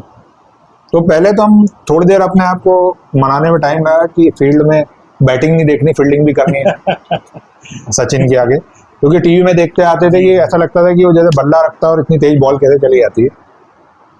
तो हमारे अगेंस्ट आउट हो गए थे वो 13 रन पे, मगर उसमें 3 चौके मारे थे और एक मेरे बगल से गया था। तो मुझे आज तक याद है कि शांतनु बिद्रे ने गेंद फेंकी थी और बहुत अच्छी बॉल थी, और उनने केवल ऐसा कुछ करा जो हम बॉल डिफेंस करते हैं, उनने भी ऐसे ही कुछ किया था।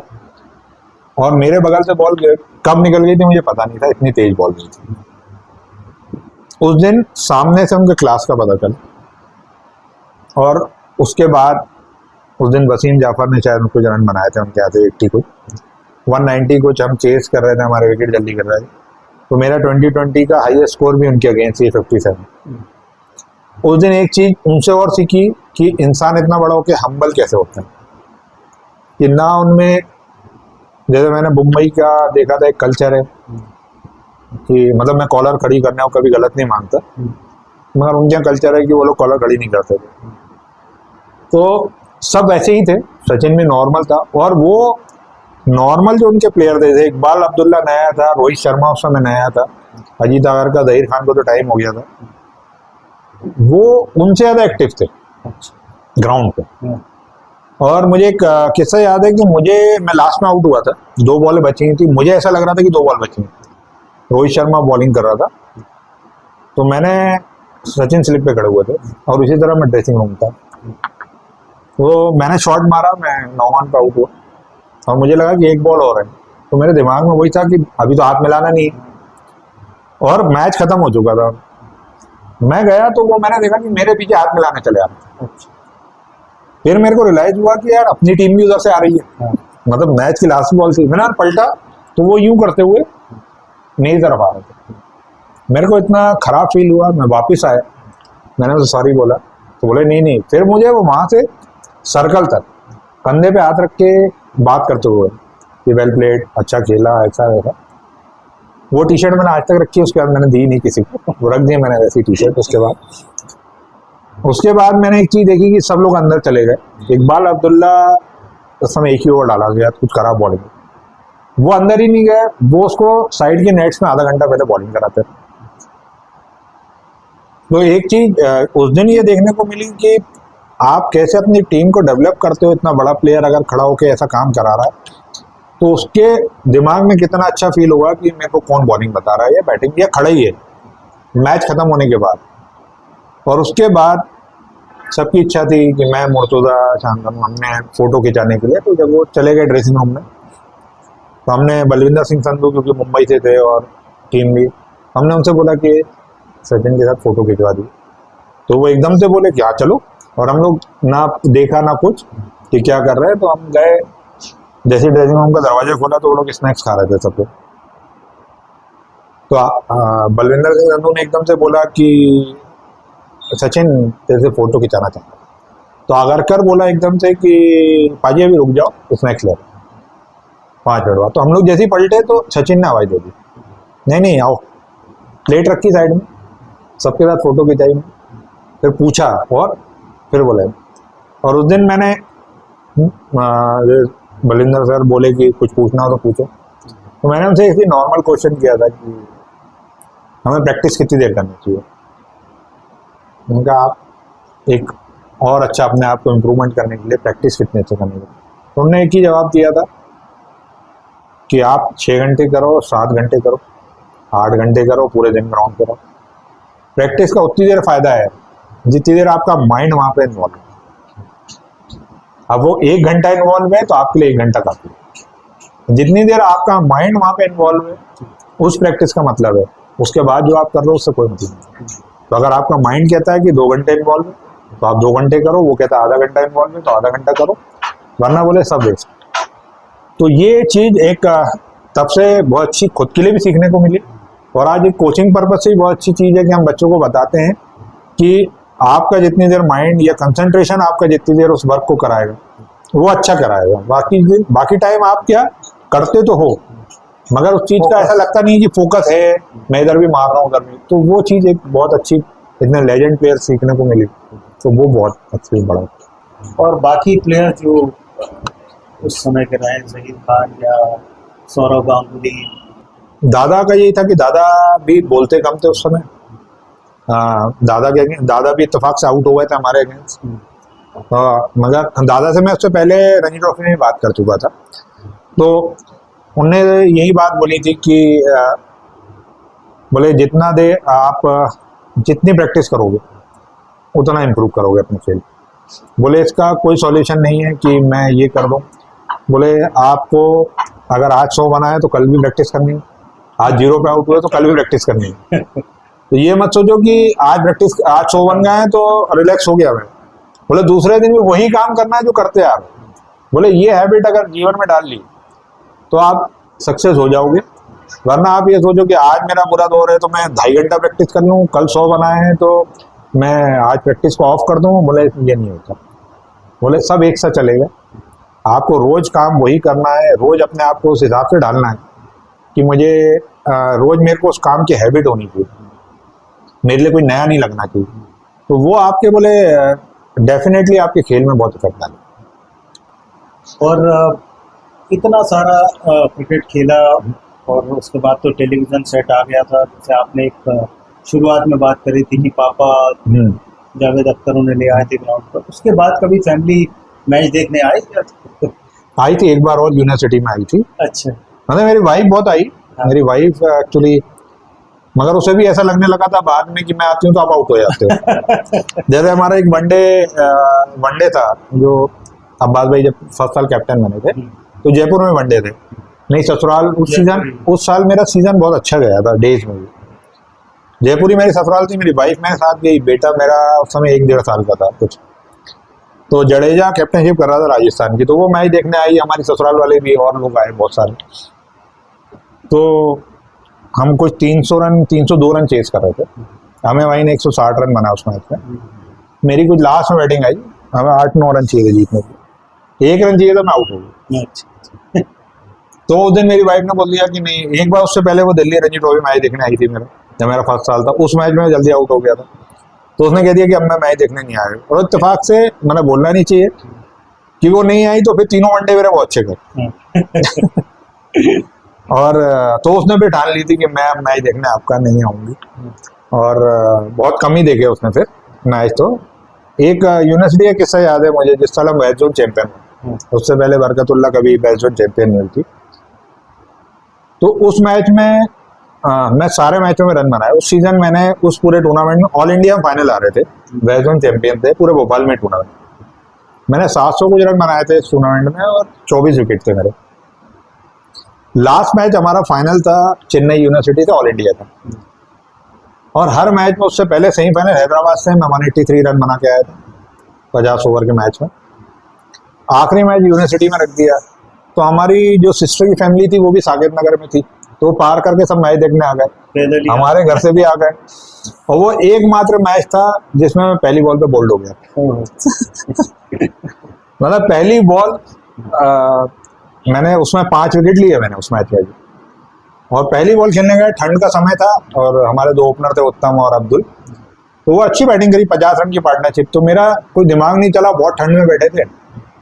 तो जैसे ही अब्दुल आउट हुआ मेरी बैटिंग आई, तो ये नहीं रहा कि ठंड है, अकड़ गई होगी बॉडी थोड़ा सा। मैं गया, शायद पिछला कॉन्फिडेंस भी था, मैं पहली बॉल गया, उसने मुझे आर्मर मारा लेफ्ट आर्म स्पिनर, ना मेरा पैर निकला ना कुछ, सीधा बॉल। तो वो बड़ा एक एक्सपीरियंस था। तब फैमिली भी बोलने लगी कि हम भी नहीं आएंगे मैच देखने। तो आती तो थी फैमिली, मगर उसमें ये था कि जो मैं रणजी ट्रॉफी जयपुर का आपको बता रहा हूँ, नेक्स्ट मैच हम खेले यूपी से, उसके अगेंस्ट मेरे 60 रन थे, लास्ट मैच में तब जगदाले सर इंडिया सेलेक्टर हुआ करते थे, तो मैच भी देख रहे थे, तो मेरा साला आके बैठ गया होगा उनके साइड में।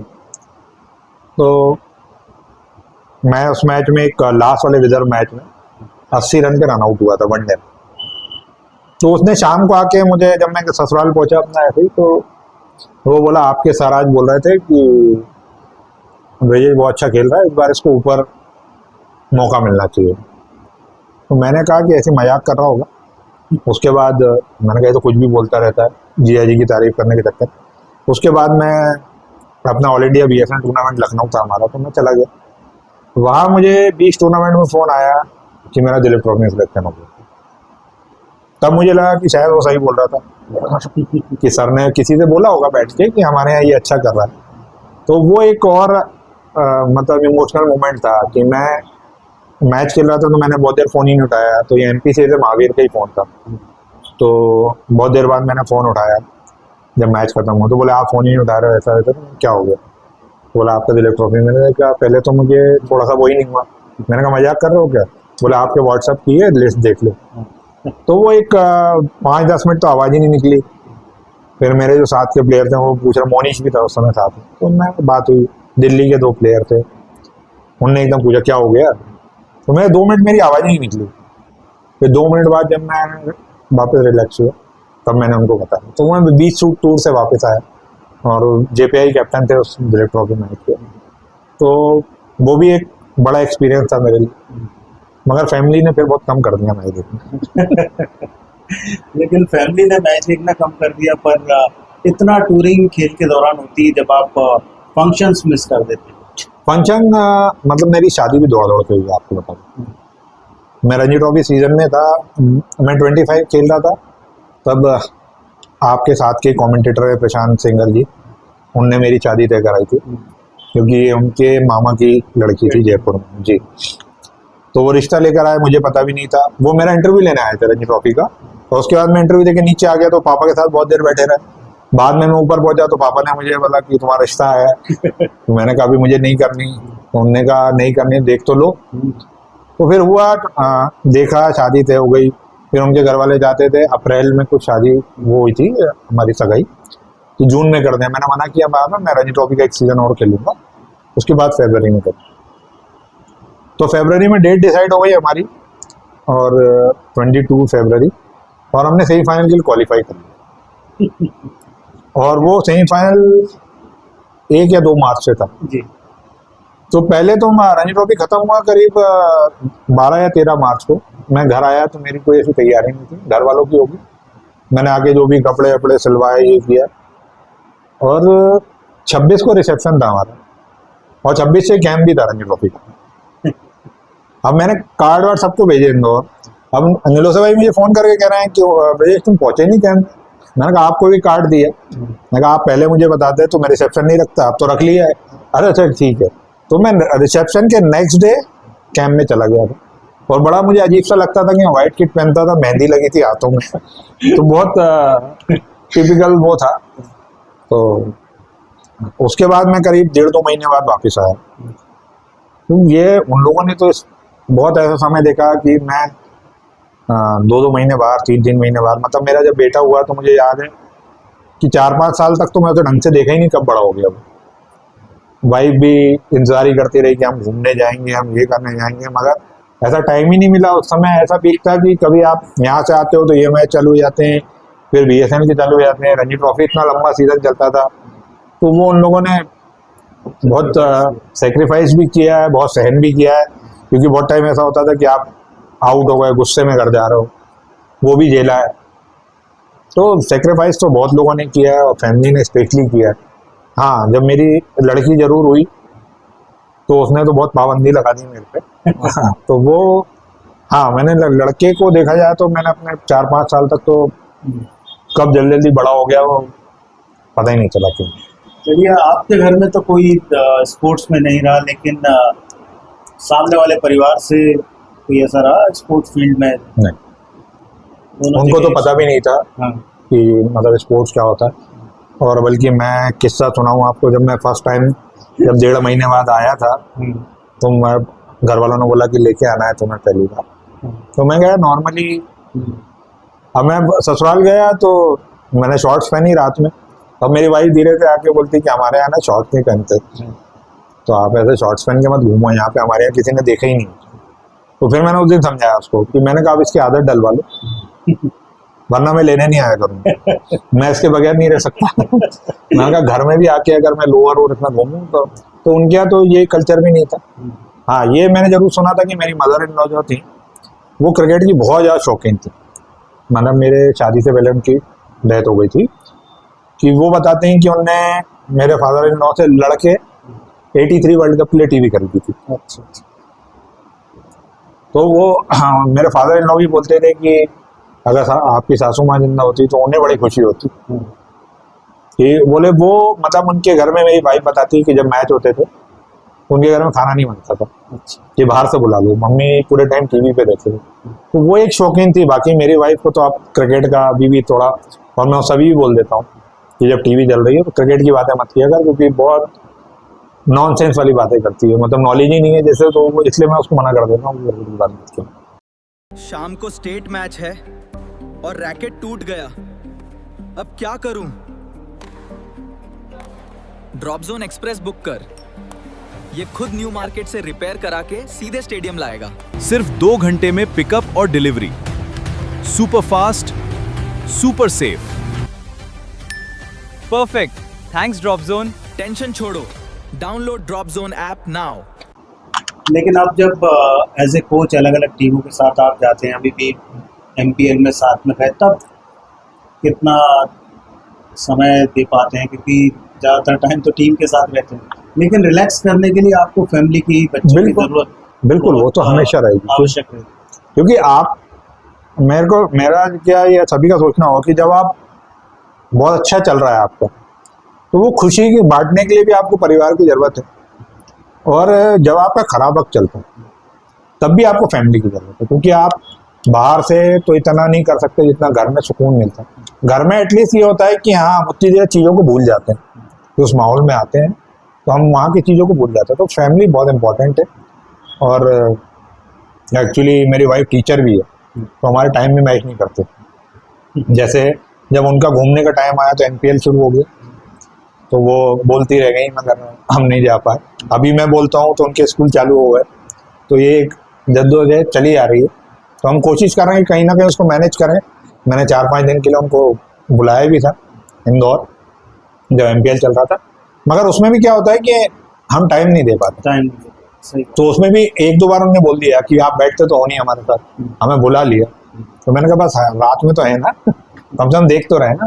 तो ये सेक्रीफाइस तो अब चलते रहेंगे जब तक क्रिकेट चल रहा है।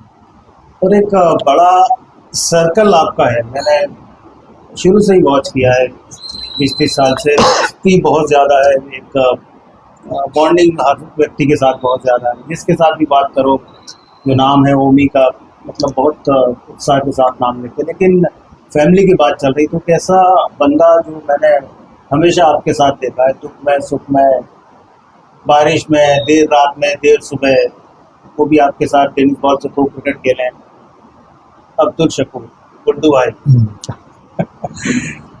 ऑलमोस्ट हमारी दोस्ती हो कम से कम जितना है वो अब 31-32, हाँ 31 फैमिली हो गई, बेसिकली फैमिली हो गई। अब बताओ नई पीढ़ी भी, तो उनके जो बड़े भाई के बेटे हैं, हाँ, और मेरा बेटा, दोनों वैसे ही साथ घूमते हैं, तो वो चला ही आ रहा है। फैमिली है बेसिकली वो हमारी।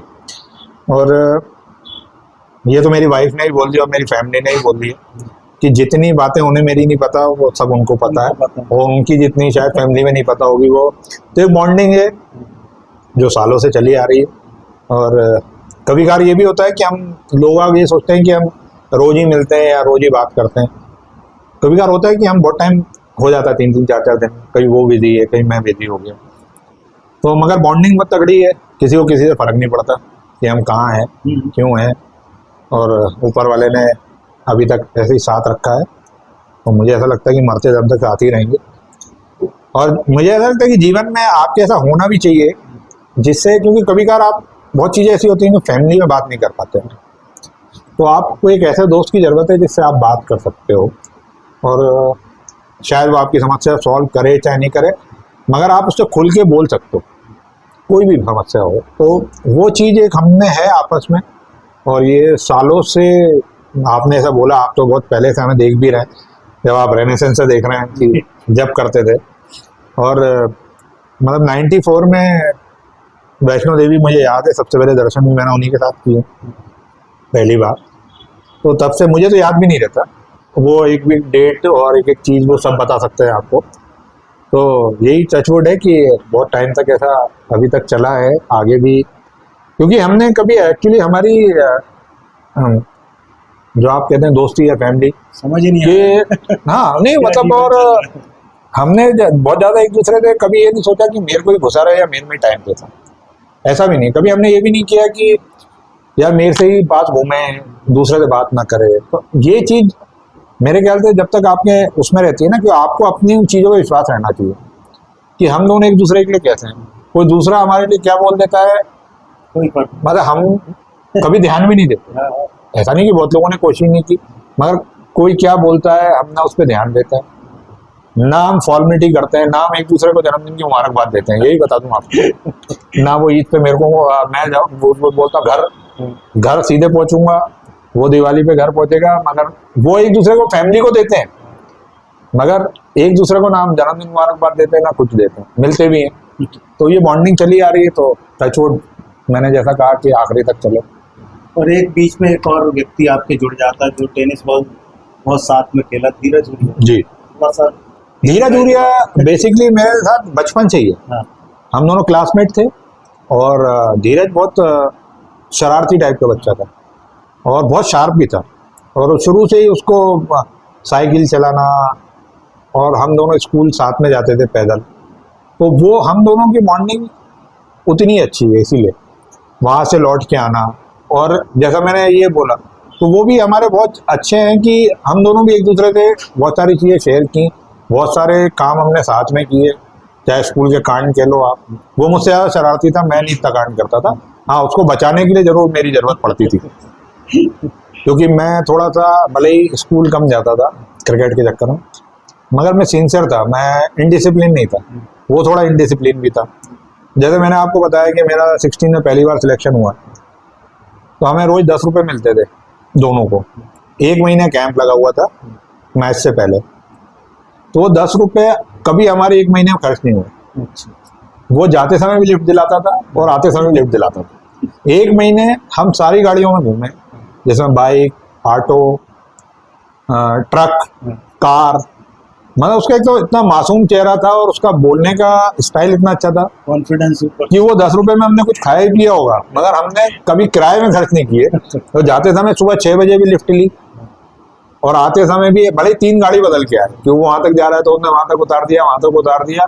यहाँ तक कि आखिरी दिन मुझे याद है, हमें आर्मी के ट्रक ने लिफ्ट दी थी। और वो सबको एक बात जरूर बताता था कि हम भोपाल डिवीजन में सिलेक्ट हुए हैं, हम खेलने जा रहे हैं। हर व्यक्ति को उसने ये बात बताई, तो उससे बॉन्डिंग मेरी खैर शुरू से बहुत अच्छी रही है, और आज भी है। वो अपने काम में थोड़ा सा व्यस्त है, हम अपने काम में व्यस्त हैं, मगर जब भी मौका मिलता है, जैसे कल ही हम न्यू मार्केट गए थे तो मुलाकात हो गई, तो उससे ही बॉन्डिंग बहुत मेरी अच्छी। इतने फर्स्ट क्लास मैचेस खेले, और उनमें से कोई ऐसा मैच एज ए कैप्टन आपको याद हो कि ये अच्छा मैच रहा आपके कैप्टनसी में, जिसमें आपने अपनी कैप्टनसी भी दिखाई, टीम को मोटिवेट किया? वो मेरा हरियाणा का मैच था, हमको हरियाणा से जीतना जरूरी था सेमीफाइनल के लिए। अच्छा, और लाड़ी में मैच था, और उसमें हमने फर्स्ट इनिंग लीड ली थी, मगर दूसरी इनिंग में उनने हमें वापस टारगेट दे दिया था, और लाली में उसमें विकेट थोड़ा ख़राब खेलता था, तो और हमें समय निकालना था, मगर हमारे विकेट गिर गए थे। बूंदी भाई भी आउट हो गए थे, ये भी हो गया। जोगिंदर शर्मा बहुत अच्छी तेज बॉल डालता था, अंधेरा भी हो गया था। वहाँ मैंने बहुत देर बैटिंग करी पहले तो, फिर मैंने जब देखा कि केवल बैटिंग से काम नहीं हो रहा, 7-8 विकेट हो गए, फिर मैंने थोड़ा सा एम्पायर से भी बहस करी कि अंधेरा हो गया। उस समय लाइट मीटर ज़्यादा नहीं होते थे, ये नहीं होता था, तो बहुत बीच बीच में तो 5-10 मिनट रुका, ये हुआ, और कर्क उड़ा के हम आखिरी में मैच को बचा लिया। उसके बाद मैच रेफरी ने मुझे बुलाया कि एज ए कैप्टन आपने इतनी बार बहस करी, ये किया वो किया, तो नेक्स्ट टाइम ऐसा नहीं होना चाहिए, ये नियम है और ये नियम, उससे एम्पायर। मगर वहाँ फिर मेरे को खुशी हुई कि दोनों चीज़ों से मैच बचा, मेरी बैटिंग से भी प्लस जो अपने को करना था वो भी किया, तो वो मैच हमेशा से मुझे। तो जीवन में कहाँ से कैसे आप आगे बढ़ते हैं, ये बातें ब्रजेश तोमर जी बता रहे हैं, और साथ ही साथ उनके दोस्त भी इसके बारे में बहुत ज़्यादा प्रसिद्ध भी है, हर व्यक्ति के साथ एक अच्छा उनका रिश्ता भी रहा है। ब्रजेश जी, ये तो बात हुई दोस्ती यारी की, लेकिन आज के दौर में हम देखें कि जो क्रिकेट है वो बहुत फास्ट हो गया है, जिसमें वुमेंस क्रिकेट भी आ गया है। क्रांति गौड़ इंडियन टीम में आई, उसके बाद तुरंत वर्ल्ड कप टीम में खेल गई, चैंपियन भी बन गई। तो वुमेंस क्रिकेट को आप किस तरह से देखते हैं मध्य प्रदेश में? अब अगर देखूं तो मध्य प्रदेश क्रिकेट का बहुत अच्छा हो गया, वुमेन्स क्रिकेट भी, क्योंकि जो एक्सपोजर हमारी वुमेन्स इंडिया टीम को मिला जब वो बीसीसीआई में शामिल हुई, क्योंकि उससे पहले ना उनके पास भी ऐसी फंडिंग नहीं थी और ये नहीं था, ना था एक्सपोजर था।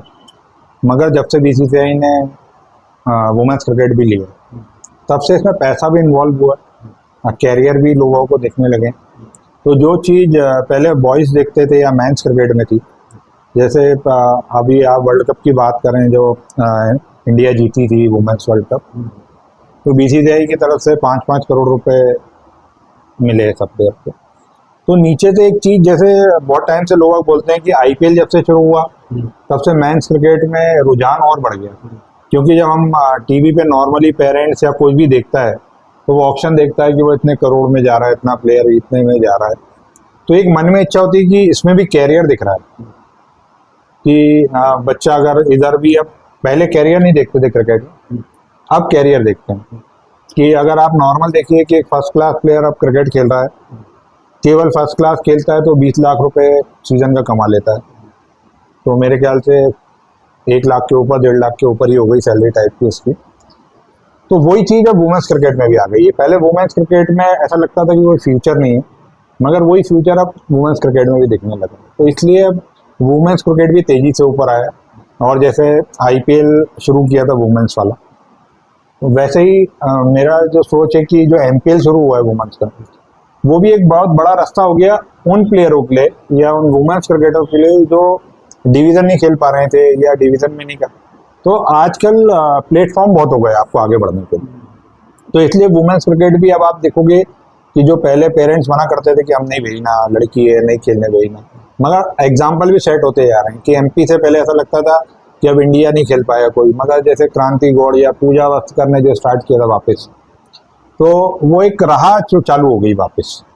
पूजा वस्कर इतना अच्छा करके आई, अभी इंजरी से बाहर थी, मेरी अभी एमपीएल में सेम होटल में थे, हमारी बात भी होती थी, तो उसका भी अगर आप बातें सुनो तो बड़ी पॉजिटिव थी कि नहीं सर अभी तो फिट हो गई हूँ, अब वापस आऊँगी, कम बैक करूँगी। तो ये एक जज्बा जो केवल हम पहले मेंस क्रिकेट में देखते थे, अब वुमेन्स में आ गए।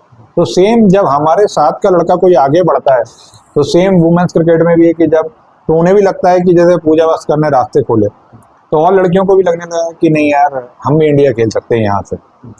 और उसका बहुत बड़ा प्लेटफॉर्म है, आईपीएल भी है आजकल, और आईपीएल खेलने का ऐसा सबको लगता है कि एमपीएल भी है, जो स्टेट लीग चालू हुई है, तो उससे भी कितने लोग, हमारे यहाँ लास्ट ईयर आईपीएल खेले, लड़कियां कुछ आईपीएल खेली, बाद में वो इंडिया भी खेल रही उससे।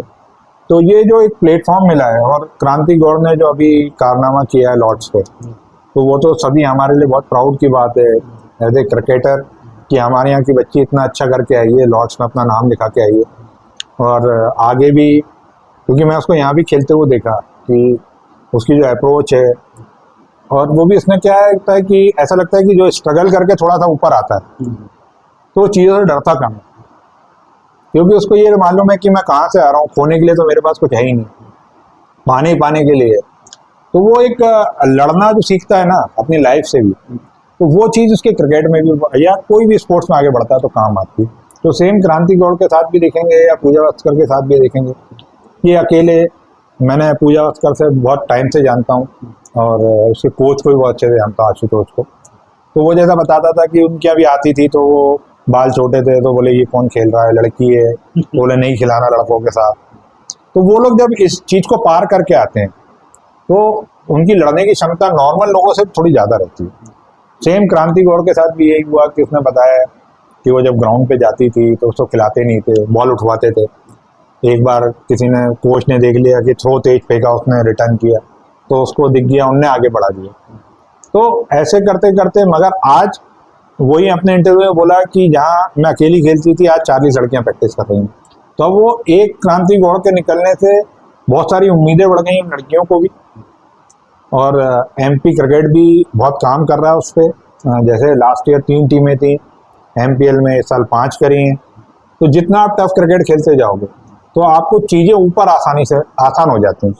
कि जैसे हम यहाँ एमपीएल खेलते हैं तो हम एक कॉम्पिटिटिव क्रिकेट खेल रहे हैं, एक टफ क्रिकेट खेल रहे हैं, टीवी के सामने खेल रहे हैं, बहुत सारी टफ उस कंडीशन में खेलते हैं।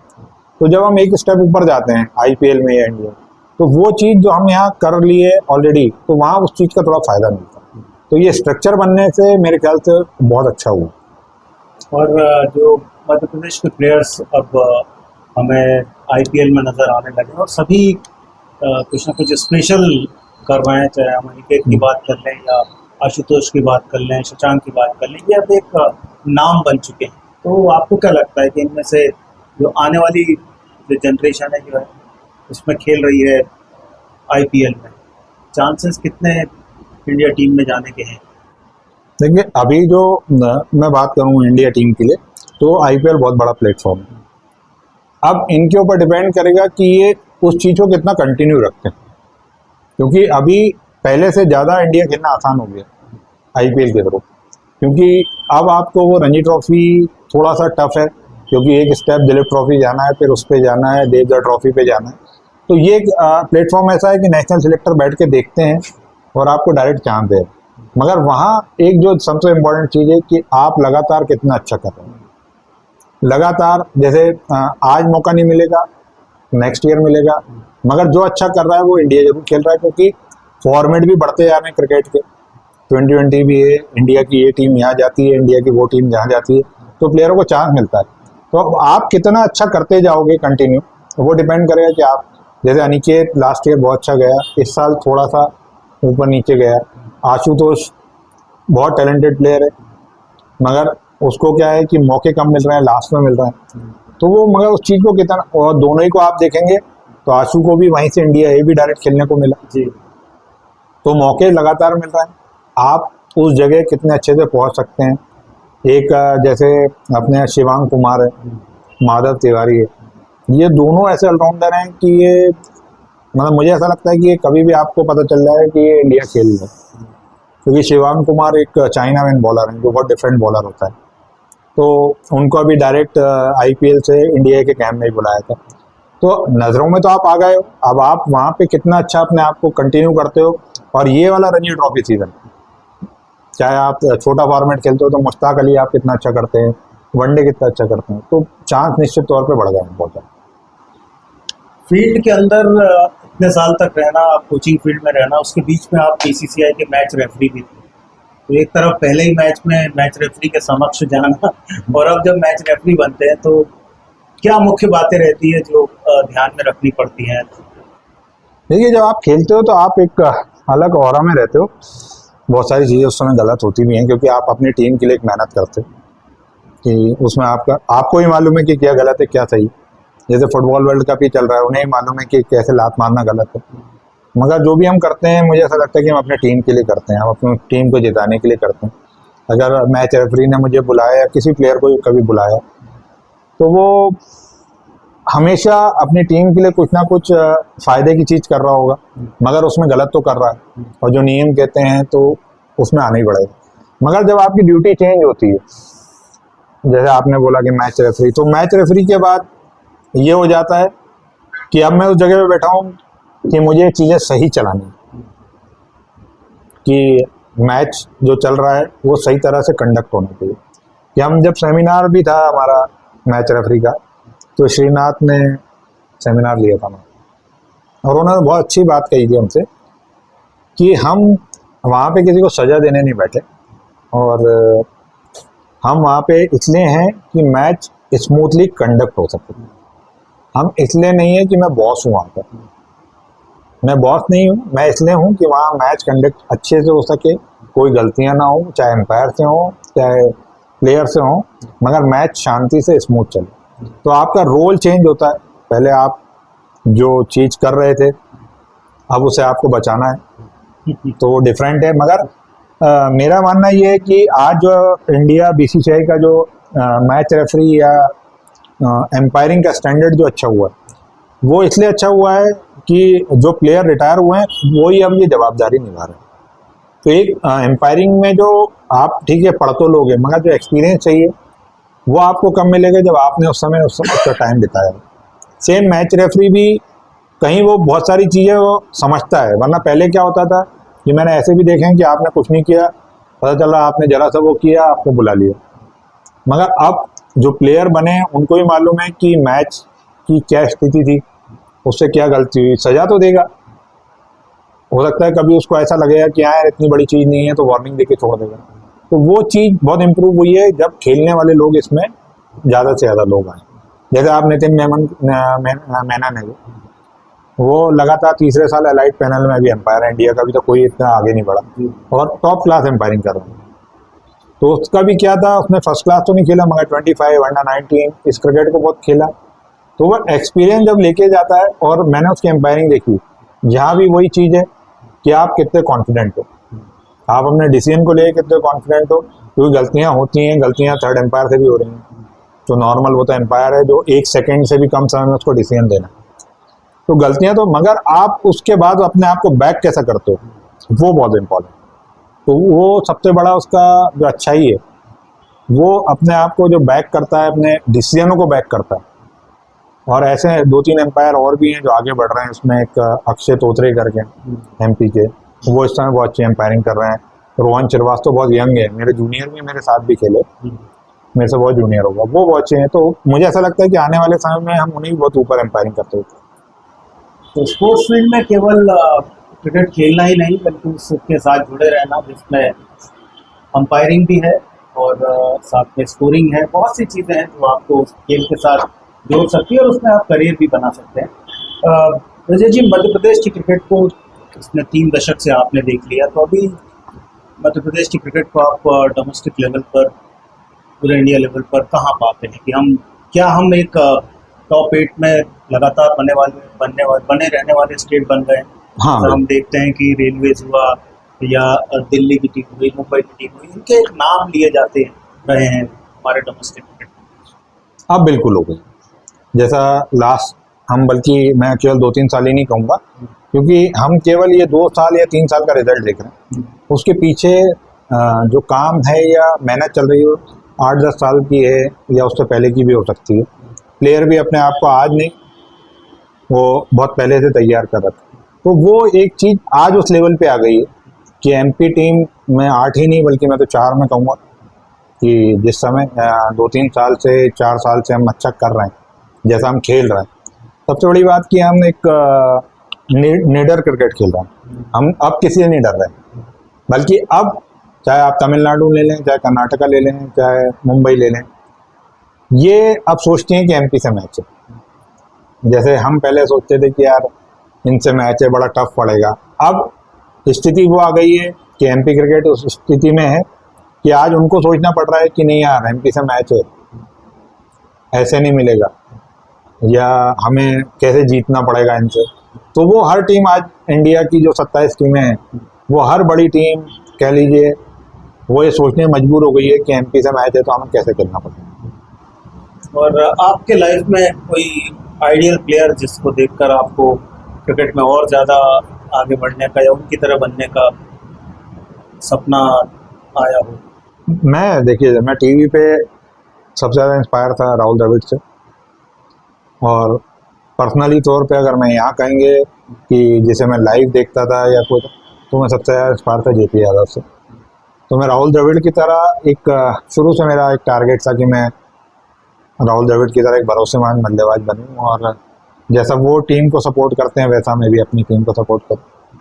और उसके बाद जिसे मैंने लोकली कहना चाहिए या लाइव जिसे मैंने इंस्पायर किया तो वो जेपी यादव को, क्योंकि इन्हें बहुत पास से और बहुत उससे मैंने उनसे बहुत कुछ सीखा, बहुत समझा उनके साथ रह के कि किस तरह से किस सिचुएशन में कैसा क्रिकेट खेलना है, या मैंने एक लीडरशिप क्वालिटी जो बोल रहा हूँ आपसे बार बार, वो जो उनमें देखी तो मैं वैसे बनने की कोशिश करी। मैं बैट्समैन राहुल द्रविड़ की तरह बनना चाहता था, मगर मैं लीडर उनकी तरह बनना चाहता था, जैसे वो टीम को हैंडल करते हैं या प्लेयर को हैंडल करते हैं, तो मैं वैसे कोशिश करता था। इतनी व्यस्तता के साथ ब्रजेश अपने आप को रिलैक्स करने के लिए क्या करते हैं? क्योंकि प्रेशर कोच का और ज़्यादा है, क्योंकि प्लेयर तो 7-8 घंटे खेल के चला जाता है, लेकिन कोच जो रहता है वो सोचता रहता है कि यार आज ये काम नहीं मेरा प्लेयर कर पाया, कल उसके लिए मैं क्या प्लानिंग करूँ।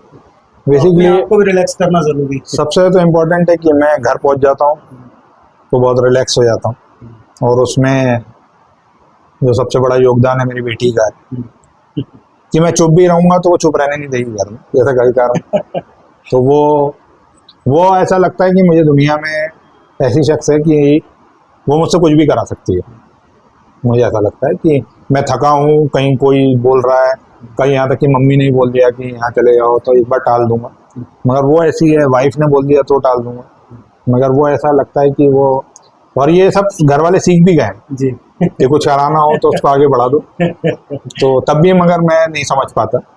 और दूसरा फिर मैं अपने आप को रिलैक्स करता हूँ थोड़ा घूम के, जैसे आपने मेरे दोस्तों का नाम लिया, तो हम बस यूं ही गाड़ी पे कहीं बाहर नहीं जा सकते तो हम यहीं पे लंबा घूमते रहते हैं, कहीं भोपाल के साइड निकल गए, कहीं भोपाल, तो वो मुझे बहुत रिलैक्स करता है मूवमेंट।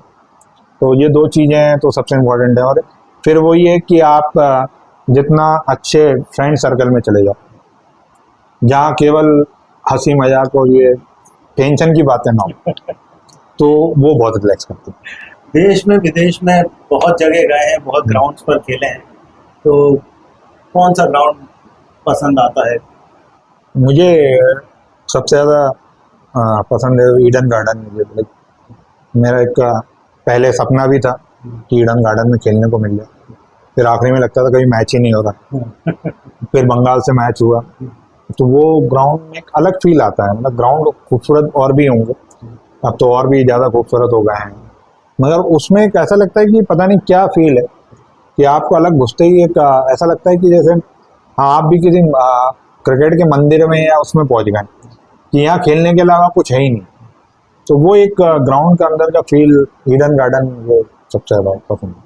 और ग्राउंड के अलावा जो शहर हैं देश में विदेश में, जहाँ जहाँ भी आप गए हैं, उनमें से कौन से शहर हैं जो लगता है कि हाँ अच्छा लग रहा है? इंडिया की बात करूँ तो बेंगलोर अच्छा है, और मुझे इंदौर भी अच्छा लगता है। लोग आगे बोले हैं कि छोटी सिटी है, मगर मेरे को इंदौर में टाइम पास करना बहुत अच्छा लगता है। मतलब कैम भी जैसे बड़ा चलता था, या अभी MPL में भी हम, तो मेरे इंदौर में एक जुड़ाव है, या कुछ भी कह सकते हैं कि भोपाल के बाद अगर कोई शहर अच्छा लगता है तो इंदौर बहुत अच्छा लगता है मुझे, कि एक 95-6 से जा भी रहे हैं वहाँ पे, एक उस शहर को ऐसी हालत से बहुत अच्छा होते हुए भी देखा, मगर एक वहाँ भी ऐसा फील होता है कि जैसे लोग मुझसे पूछते भी हैं, जैसे मैं गाड़ी चलाता हूँ, बोले यार आपको बड़े रास्ते याद हैं। तो इंदौर भी अब ऐसा फैमिलियर टाइप का हो गया कि वो शहर मुझे, मतलब अगर भोपाल की बात कहेंगे तो मुझे शहर बहुत अच्छा लगता है। बार बार भोपाल की बात आ रही है, तो ये शहर अपने आप में अनूठा शहर है, खूबसूरत बहुत है शहर, झीलों का शहर कहलाता है, हॉकी की नर्सरी, तमाम नाम मिले हैं शहर को। तो भोपाल शहर की खासियत आपको क्या लगती है? क्योंकि यहाँ पर एक वो तबका भी है जो ओल्ड सिटी वाला तबका है, जहाँ पर जाएंगे आप तो ऐसी ऐसी बातें सुनने को मिलेगी जो आपने सुनी नहीं होगी। पटियों पर बैठना, चाय पीते हुए 2-2 3-3 घंटे बिता देना दोस्तों के साथ। तो भोपाल में एक्चुअली जो सबसे बड़ी क्वालिटी है, भोपाल में अपनापन बहुत है। हाँ, जो दुनिया चाहे कुछ भी बोलती रहे, जैसे मैंने जब क्रिकेट स्टार्ट किया था तब मैंने ये सुना था कि पुराने भोपाल वाले खेलने नहीं देते, ये नहीं करते, और मुझे नहीं मालूम कि होता था, जो बोल रहा है शायद होता भी होगा, जो भी हो, मगर मैंने जब से बावेली जाना शुरू किया या वहाँ जाना शुरू किया, मेरे साथ कभी ऐसा नहीं हुआ, और बल्कि मेरे को आज भी उतना ही सपोर्ट है वहाँ से जितना पहले था। और मैं ये नहीं कहूँगा कि यहाँ से नहीं है, दोनों ही जगह से मेरे लिए सब बराबर है। और वहाँ जाके भी इतनी खुशी होती है, जैसे आपने बोला कि जब हम नॉर्मल बहुत अच्छी बातें करते हैं तो यहाँ बैठ जाओ आप, और जब खुल के नई नई चीज़ें सुननी हो तो आप पुराने भोपाल की तरफ चले जाओ, तो वो एक अपना कल्चर में जो मज़ा आता है और जो एक आदत हो गई है कि यहाँ पे अगर चाय पियो तो अलग बातें हैं और वहाँ पे, और मज़ा दोनों जगह, वहाँ उनकी अपनी स्टाइल है, यहाँ अपनी स्टाइल है, तो मज़ा दोनों जगह है। और जिस तरह से मतलब जिस तरह से सपोर्टिंग लोग हैं भोपाल के, और स्पेशली मेरे लिए तो कम से कम, तो मेरे को हमेशा सपोर्ट मिला है। और मैंने भी कभी इस चीज़ को वो नहीं किया कि पुराना भोपाल या नया भोपाल, मैंने भी उतना ही उनको प्यार और सपोर्ट किया। तो उस चीज़ का मुझे ऐसा लगता है कि कहीं भी 15 दिन भोपाल के रहो तो आप भोपाल आ जाओ, एक चक्कर तो काट ही लो, ऐसी आदत बन चुकी है। ब्रजेश जी, स्पोर्ट्स मिरर 1 से बहुत अच्छी बातचीत हुई, हमने प्रयास किया आपके जर्नी को पूरा लोगों के सामने रखने का। हमारे स्पोर्ट्स मिरर 1 के दर्शकों के लिए आप क्या मैसेज देना चाहते हैं? बस यही कि दर्शक का प्यार, ऐसे ही प्यार हमको देते रहें, जो भोपाल से कोई भी फील्ड में खेल रहा हो, जरूर नहीं कि क्रिकेट में ही, भोपाल में हर गेम बहुत अच्छा हो रहा है और मेरे साथ के दोस्त भी बहुत हैं जो हर स्पोर्ट्स में आगे बढ़ रहे हैं। तो ऐसे ही आप प्यार जैसा हमको देते हैं, या हॉकी में समीर दाद को दिया, अल्ताफ भाई को दिया, तो वैसे ही आप सारे खेलों में सभी को वैसा प्यार देते रहें। आपके माध्यम से जो हम लोगों को इतना बोलना को मौका मिलता है, तो आपके लिए बहुत बहुत धन्यवाद कि एक प्लेयर को आप इतना सपोर्ट करते हो, इस मंच देते हो, तो आप भी आगे ऐसे नए प्लेयरों को भी मौका देते रहें। तो दोनों ही का बहुत बहुत शुक्रिया। बहुत धन्यवाद ब्रजेश भाई, बहुत अच्छी बातचीत के लिए। और दर्शकों, ये थे ब्रजेश तोमर, मध्य प्रदेश रणजी ट्रॉफी टीम की कप्तानी करने का जिन्हें गौरव हासिल हुआ, और उसके बाद BCCI के मैच रेफरी बने, साथ में एक कोच, और तमाम तरह की उपलब्धियां जिनके साथ जुड़ी थी।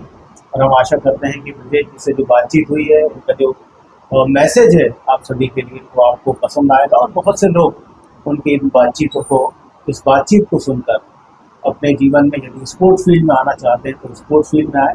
जैसा उन्होंने कहा कि खेल कोई भी हो, आपको आगे बढ़ना है तो आपको मेहनत करनी पड़ेगी, और अब आज के दौर में आपके लिए बहुत से प्लेटफॉर्म है आगे बढ़ना।